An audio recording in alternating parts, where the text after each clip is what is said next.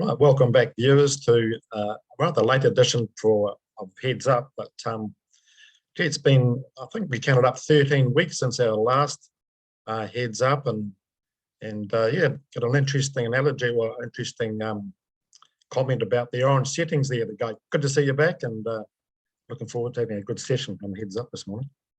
Yeah, I think our last session was just before Karaka Million, and of course, if we remember, on the Sunday after Karaka Million, the country went into the red traffic light setting, and we've just come out of that a couple of days ago. So it looks like we only do podcasts in orange settings, Neil, which is a bit ironic. No, I think that's just a coincidence. Yeah, I think so. Other things have been going on and whatnot, but no, it's good to be back and good to be yarning with you again.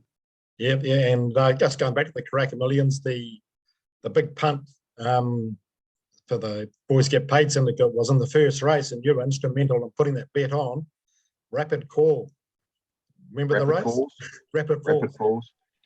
Yeah, I can pretty much picture the race, and it's funny, isn't it? Like some races, they just you're watching, and everything that's happening in the race, you're just going, "Oh, this is good. Oh, this is even better." And that was one of those races, just with Tiptronic trying to dictate from in front, but Sir Nate pushing up and just, I guess, pestering it and annoying it, setting a good pace. Rapid Falls just smoking her pipe 3 back on the fence, and then when Leith needed to make a bit of a move, the gaps came, he got one off, then he ducked back to the fence, and then he got the gap again, and you knew basically from the 300 that it was game, set and match. And I did actually ask Leith after the race, I said, what was the noise like coming down the straight? Because obviously he's a length and a half in front with 800 people screaming, plus obviously others. But he said, no, it's pretty cool, actually. Probably one of the more noisiest races he's been in New Zealand. So it was a good way to start the night, and it continued for right throughout the night, the atmosphere. And I know the punting was strong. Might not have quite got the ultimate result in the last race with $1 million result riding on Miss Ella to run a place, and at the 150 metre mark that looked like a certainty, but she just sort of petered on her run. But that was racing. But yeah, no, great memories thinking back. It doesn't feel like 13 weeks ago, Neil, that's for sure. That's for sure. Dynastic was a good winner. You mentioned on Heads Up that the gear changes, the tongue tie going on, the blinkers going on, would make the difference, and it certainly did. Just too good, too strong, and a good time too. Yeah, and a big betting plunge. I probably suggest it's was the followers of Boys Get Paid. We got our bet on at 3:30, maybe 15 minutes before the race, and by the time the race closed, I think it was 2:40 or something like that. Yeah. So yeah, the money definitely came for Dynastic, and never really in doubt. Had the perfect run from Opie again, and sprinted when it needed to. But yeah, no, that was a good result. And Babylon Berlin holding on in the sprint, that was good. Right. Yeah, so many good memories, very, very fond memories of that night, and pity it's only a once a year occasion now. Yeah, but like the race last night at the Trots, that was a really good race, I thought, last night, once a year. Something for harness fans to look forward to, and something obviously for Gallops fans to look forward to. And we've had Probabeel retire since the Karaka Million. Well, she won the Karaka Millions, didn't she? And the 3-year-old race too, didn't she? Yeah. Yep. So she's the only one to won both races, and what a mighty mare. And I don't know if you saw that video of Jamie Richards going to visit her at Cambridge Stud before he flew off to Sydney, and just saying his goodbyes to her. That was pretty heartwarming content, to be fair, from the Love Racing team. So yeah, Probabeel's gone. Yeah, probably we could touch on a whole lot of things around the whole what's happened in the 13 weeks, but I guess we better not look too far back, and we need to focus on a couple of big races tomorrow. Yeah, a couple of good races tomorrow. One at Hawke's Bay, one at Te Rapa. That was going to be held at Te Aroha, but because of Te Aroha being done up again, it's going to be held at Te Aroha. Let's touch on the Hawke's Bay Cup first of all. A big field and a pretty even market. We've got, let's bring it up here. Dionysus as the favourite, a $6 favourite, I think it is. I'll just bring it up. Yeah, $6. The mare, good race at Awapuni last start, came through in the slower inner for fourth. Tonight maybe scratched the look of it with no rider. Leaderboard. Yeah, so yeah, what do you like? Yeah, going through the field, as the betting suggests, it's a pretty open and even contest, but I think we can assume that the rain that was forecast for Hastings isn't going to come before Saturday, so track conditions are a bit more of a known quantity now, and with that in mind, I'm going to lean towards Dionysus down the bottom there. Bridget Grill's in the groove, really. He's back riding a few winners, which is good. And yeah, funnily enough, it just came to me. This horse is owned from memory by Ron and Fran Dixon, who owned a horse called Cronus back in maybe the late 90s, early 2000s. And I'm pretty sure he won this race too on his way through to much bigger and better things. So remember, Dionysus won the big on that Stain race Boxing Day from memory at Ellerslie. So, and a bit unlucky in the, what did it win, the Dunstan final? Might have won the Dunstan final. Good, yeah. So it's a stayer of promise. So I'm keen for Dionysus in the Hawke's Bay Cup, but interested to get your thoughts, Neil. Funnily enough, that's the one I went for too, and I liked him in that big race at Ellerslie, even though it was a special conditions race at the top field. And I think he would have improved off that one at Avondale when he got promoted to second. I'm pretty sure he would have won if the clear run. He kept on getting pushed out by the inside horse. And so he's peaking nicely for this. And I think all he needs is just a decent run from that wider barrier draw. 2-2s hold no fears for him. So he won over 2-4 Ellerslie. So I think lightweight, in form, proven horse. Got to be hard to beat. Good each way bet in a pretty even sort of field. Right on to Te Rapa now. We've got maybe a 2-horse race with Coventina Bay and Imperatriz. It's interesting the markets came out. Imperatriz $2 and Coventina Bay $2.50. And already Coventina's Bay is coming to $2.40 with justification too. Oh, she's a proven Group 1 winner, isn't she? Yep, both last two starts were Group 1 victories. Has to give Imperatriz 2.5 kilos, so but is a older and stronger mare in my opinion, and I think she's right in the groove, Coventina Bay. And listening to Robbie Patterson through the week say that she's going better than she ever has, and I know that's often trainer cliche leading into a big race, but I think that is the case with Coventina Bay, and I know she does enjoy Te Rapa. She was second in this last year, just beaten by Avantage. And the small field should suit Coventina Bay, being a mid to back runner, but drawn 2 should get a reasonable position. And you'd think there'd be enough pace in the race, Neil, with One Dream, One Soul going for Dragon Queen, Isla J, so enough pace, she'll be hard to beat. Too Illicit maybe the one that the Forgotten Horse could be. Did win Captain Cook on this track over the same distance, so interesting race. But yeah, I'm pretty firmly in the camp of Coventina Bay. Only negative is I'd map it to put B3 back in it. If they do back off and make it a sprint home, even though she's capable of really fast sectionals, she may just get out sprinted, giving say 2.5 kgs to Imperatriz. But I think they'll get going early, being a Group 1. They won't muck around. So if they get going 600 meters out, I think she'll just be too big, too strong. What I like for a good top 4 is Mai Tai. She's a good mare and ran Cinerama close at Trentham, and I put her in the 1x1. And a good tough mare. She won really well at Awapuni last campaign. Leith's on her, and I think what's she paying for the top 4? $2.10. I think that's a good safe bet for top 4 anyway. Rightio. Anything else you like on the day at all? There at Hastings? Should have decent tracks, hopefully. Yeah, not really. Okay. Just hoping that not too many more jockeys come down with COVID, and I know we're very short staffed, shall we say, with the 3 meetings, which is quite a rarity these days, a 3 meetings Saturday. But I know down south the jockey numbers are very light, just given the COVID situation. So fingers crossed, no more casualties due to COVID, and we get through Saturday and then again Monday, and hopefully back to some sort of well, I was going to say normality, but just get past this period where COVID is pretty rife in the jockey ranks and the community, and we get back to normal. Right, the question on everyone's lips is, can the Warriors make it 4 in a row against the Roosters on Sunday? Well, I'm you know my answer. I'm waiting for your answer. I can't see them beating the Roosters, and I think the Roosters, they've been playing too well, have they?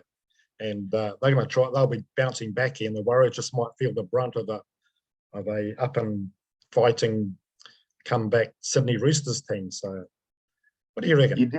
You definitely get that feeling, but it's certainly priced that way. Sydney Cricket Ground, I think the Roosters definitely enjoy playing there, and there's a lot of personnel changes, probably for the good for the Roosters. They're getting back a few of their better players have been out with injury and whatnot. So I think it looks like a pretty comprehensive Roosters victory, 4 o'clock on Sunday afternoon. So should be under fine skies, and at the Sydney Cricket Ground. Yeah, I'm all in the camp of the Roosters. I think the Roosters, I'll make the call now. I'll say the Roosters will win the comp this year. Yeah, it's a big call. What are they paying then? Let's have a look. You heard it here first. Third favourite, I'd say. Outrights and futures. To make grand final. It's not there. No, mate. Oh, I don't. Do we need to go on a premiership? I know the third equal favourite at $7.50. They are too. Yep. But you'll be scrolling further down, Neil, and you'll be seeing $51 about the Warriors, and you'll be having a piece of that, no doubt. Promotion by the TAB. So if you back, what is it, the Warriors to finish in the top 8, but if they don't, but finish between 9th and 15th, you get your money back as a bonus bet in the up to $50. So as long as they don't run last, which is not looking likely. So that was a good promotion the TAB were running. I assume it's still going. But no, I think the Roosters will be way too good tomorrow, but we'll see. You never know with the Warriors. I'm sure Brother Mark will have his opinion. Oh, he's keen for a win, I think, 4 in a row. The TAB are running some good promotions, aren't there? Something else we want to touch on shortly about the TAB, which we'll talk about soon. Right, last question from the heads up, the $20 multi was, which was the other CD trained horse that won the Karaka Millions, apart from, was it Fort Lincoln? We had Fort Lincoln. Fort Lincoln, yeah, was a horse called Vespa, which has gone on to be a pretty promising stallion. So I believe 8 people got that correct, Neil. Yep. Give me an 8-year-old field. What are we going to go for? Well, let's go the rails, the red rug, number 1. Okay. Millie. Well done, Millie. I'll get in touch with you and we'll put your bet up by noon. What's today? Friday? Saturday, yeah. Noon Saturday, and hopefully we can get a multi up for you. What new question? New question, not too hard really. The Breeders' Stakes at Te Rapa tomorrow, a race that's synonymous with Te Araha, normally run at Te Araha, but as Neil said, due to the track reconstruction there, it is at Te Rapa. How many times previous to tomorrow has this race been run at Te Rapa? So put your thinking caps on, not too hard a question. So if you think you know the answer, text or email it through to Neil and you're in the draw for next week's mock. Yeah, 027 352 6402 or formpro@formpro.com.nz. by, let's say, Tuesday night. That'd be good. Right, brickbats and bouquets. I mentioned before about the TAB doing a few good things. Yep. They've brought out a new option I thought we should touch on, betting option called starting price, or SP, as I think it's denoted on the website there. So basically a starting price is you get the final price, fixed odds. So your investment isn't going to affect the price in reality, unlike a tote bet, where obviously if there is a weight of money on a particular runner, the price will come down. That isn't the case with starting price, and you get basically the final fixed odds price immediately prior to the jump. So, Neil, when do you think this is a good option to utilise, in your opinion? Oh, definitely the one is where, like on a Saturday morning or a day of the races during the week, you're at work, you think a horse's say it opens at 220, and you think, yeah, that's definitely going to blow out. You just take the SP, so whatever it starts at, that's the price you'll get. And if you think it'll drift, you're going to get that price. And if you're not sure, maybe just do 50-50, take the current price and the SP price. But it does give a good option, doesn't it? Yeah, I mean, bookmakers generally open a market at a, we'll call it an inflated percentage, normally at say 125-ish, 130 maybe. So that's basically, the theory is their profit margin is 25% if there was equal money bet across of the runners weighted to their current price. And as it gets closer to the jump time and the tote runs at about 116%, so they then tighten their market. And the way they tighten their market is by drifting prices.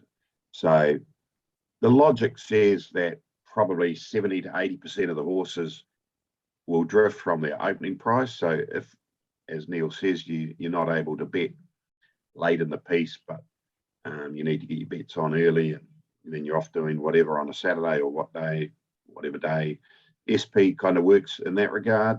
I think it's probably going to suit if you like horses that are outsiders.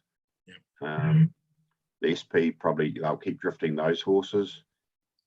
And if you're looking at it like you've betting up to the jump, 5-10 minutes out or even less, if you wanted to get a gauge on where a horse's price is moving, and I guess there was a classic example last Friday actually at Awapudi Breeders' Stakes race there, the 2,000 metre fillies and mares race with House of Cartier.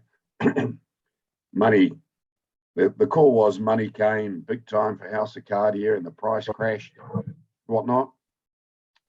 I don't think much money came at all for House of Cartier on the New Zealand TAB, but the TAB have to follow the movements and prices on Betfair, because if the horse is trading at Betfair at $3 and it's still paying $5 on the TAB, well, you can buy it at $5, sell it at $3, and make a very nice profit.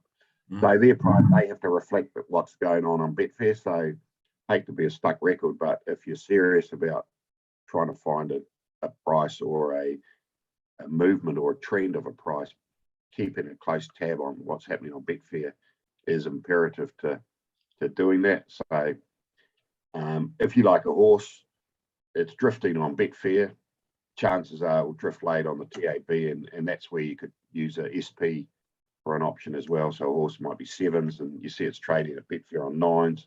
You want to have a decent crack at it. There might not be the liquidity in the Betfair market, but if you had a decent crack on the SP price, chances are you're going to get more than the 7s, because it would probably drift late in the piece, and that's will help you because the final price might go out to 8s or 9s. So yeah, but no, another option, and I guess that's what punters like. They like options and choices, and so hats off to the TAB there. Yeah, no, it's a good addition. Got lots of options now, like Win Insurance, Top 4, power plays. There's lots of options there for punters to look at. And actually, one of the power plays I got onto last night was the trots with the times. Did you see that race last night? The race? Funnily enough, I only watched the replay of it this morning, but I did know the first thing I noticed when I looked at the results was the time, 2:37 point something. Yeah, but which Yeah. That'd be a track and national record, wouldn't it? I'm not sure, but there were 3 betting options. I think one was faster than 2:36, one between 2:36.1 and 2:36.9. And they were offering $4.50 for 2:37 or slower. And I thought, well, South Coast Arden is going to get round at some stage and try and put the brakes on, and nothing will take it on. So there's a good chance they could go slower than 2:37. And that's exactly what happened. You got to the front, stacked them a wee bit, and they went 2:37.5 or something. So it's only, well, So you got the chocolates, Neil. now that was good just as an interest bet. So it's good to have those options there. If you think, oh, you've got a reason why it should happen, and it's good value, well, for an interest, it can be quite fun. Yeah, Yeah, no, well found. It's good to see. Track conditions. One of the other changes of late has been the aligning of our track conditions to Australia's, just to, I guess, make it easier for their punters to understand our good, slow, heavy type things and the numbers. But the key thing is, I think, maybe forget about the whether it's a good or a slow or a heavy. Just the numbers haven't changed. So if it's a 5, if the track's rated a 5, that's still the same as what we were used to as a 5. It just happens to be called a slow 5 now instead of a dead 5, but it is still a 5. Yeah. Like a dead 5, a soft 5. I get in the habit of saying slow too, but it's called soft 5. Soft 5, not instead of dead 5. Soft 6, soft 7, which is same as our old slow 7. Then the heavy 8 is the same as the old slow 8, and the slow 9 is going to be a heavy 9. So a 9 or slower, 9 or lower, is not heavy yet. But first of all, I'm pleased to see they've got the synthetic rating by itself. There's like a Cambridge there. It was rated as a slow track in the form guides, which was incorrect. So the negative is we have two heavy 10 readings, and both are the same. Heaviest category track, very wet towards saturation, it says in the comments. But a Trentham or any heavy track could be around 114, 115 for 1,200 metres, but you won't know if it's going to be a 119, 120 track unless they have information on the website. But, I think maybe having an indication of a time would be good for, say, for 1,200 metres. Now, if it's a 118, 119 track, there's a big difference from a 114, 115 track. So I'll keep an eye on those and maybe do an article about that, because it's vital information, especially with the wet tracks coming up. It's a good addition, so it's in line with Australia, and it could be tweaked a wee bit more for our unique tracks over here. Right. Anything else you want to add to that? No, not really. I've got a bouquet actually. Good to have them. I don't know if you've noticed. There was a young lady had her first ride at Otaki yesterday, and has got a couple of rides at Hastings tomorrow, and I think a couple at Woodville again on Monday. I'll make a prediction, Neil. Don't know if I should say this. Say it anyway. Will be one of the top apprentices in New Zealand in the next few years. And her name is? Lily Sutherland. Very level-headed young lady, can ride, sits on them well, got the right attitude, a name to definitely paste in your hat, and will make some big moves, I'd say. Obviously, with the winter coming up, that's normally the time where the 4 kilo apprentices excel, but I'm picking she won't have a 4 kilo claim for too long, and will progress through the ranks. Yeah. Did she ride YOLO yesterday? Yeah, on the trial. Not a good run ride. last, but still, didn't ride bad. I didn't think. Yeah.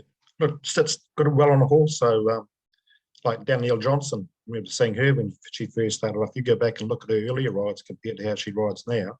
Well, not riding now, but before she broke a leg. Huge difference. Just experience is the big thing. What else?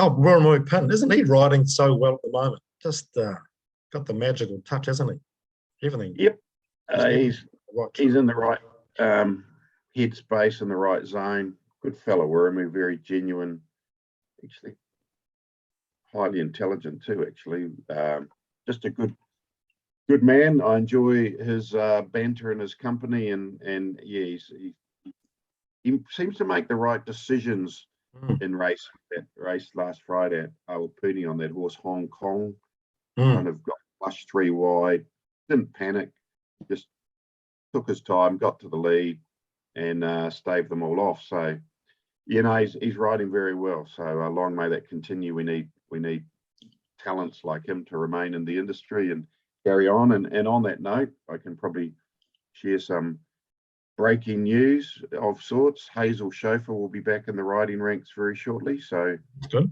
Yeah. So good to have Hazel back too. So yep, there's a few positive things happening in the jockey ranks. Yep, I'll see. Yeah, there's good racing coming up. I'll be this weekend over the next few weeks. So we're looking forward to previewing some of those. So everyone, have a good weekend. Don't need too many Easter eggs. I've had one already. Get any yet? No. Okay, many eggs. That's better than none, I suppose. Not open, Neil. Not open. Yeah, I'll see you next week. Right, have a good weekend, everybody, and good punting.